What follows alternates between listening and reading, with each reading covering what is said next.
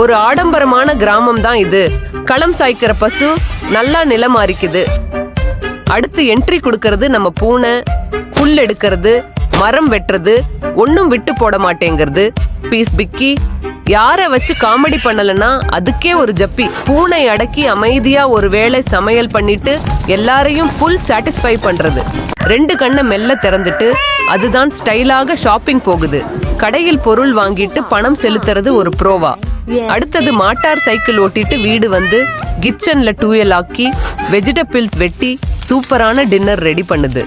கடைசி ஷாட்ல சூப்பா சாப்பிட்டு புத்தகத்தை தூசு தட்டிட்டு ரிலாக்ஸாக படிக்கிறது.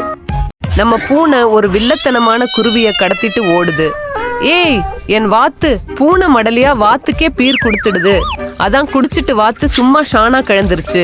அடுத்து பூனை ஸ்டைலாக வாத்துவ பிளாஷ் வாஷ் பண்ணி மசாலா தடவி குக்கிங் போட்டுடுது. கடைசியில் அந்த வாத்து பிரியாணிய பச்சை பச்சைன்னு சாப்பிட்டுட்டு பக்கத்துல கீபோர்ட்ல அதுக்கப்புறம் கடைசி சிரிப்பை நீங்கள் மறக்கவே முடியாது. நம்ம பூனை ஒரு குப்பை தொட்டில இருந்த பாண்டாவை காப்பாத்துது.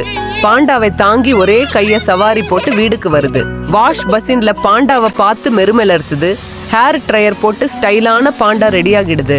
பிறகு கிச்சன்ல சிக்கன் சாம்பார் செஞ்சு பாண்டாவுக்கு ஸ்பூன் தருது. பாண்டா ஃபுல் சாட்டிஸ்ஃபைட் ஆகி பூனையின் கட்டிலில் தூங்கிடுது. கடைசி சினிமா பூனை லேப்டாப்ல வேலை பார்க்கறது. இதுதான் காதலும் பராமரிப்பும் கலந்த நகைச்சுவை கதை.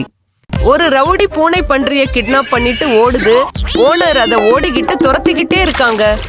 வீடு வந்ததும் பூனை பன்றியை டப்பாக்கு குளிப்பாட்டி அடுத்ததா குக் மாதிரி மாறி பன்றியை வெட்டி மசாலா போட்டு சமைக்க ஆரம்பிக்கிறது.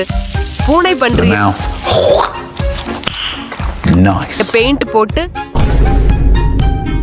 சாக்ஸோபோன் வாசிக்க வைக்குது.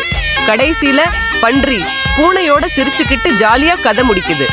அடடா என்ன புதுசு வேலையடா இது. எடுத்த நாள் முதல் அடடா சமையலுக்கு முன்னாடி வீடு சுத்தம் பண்ணணுமாம். தூசெல்லாம் பறக்குது. ஆனா பூனை வேற லெவல் டெடிகேஷன்ல தேய்க்குது. அப்படியே பஞ்சு போல இருக்கே. இது போகதான் விலை. இப்போ ஜொல்லு விடும் மாதிரி சாப்பிடுது. ஹா, இதுதான் பூனைக்கே தெரிஞ்ச சமையல்.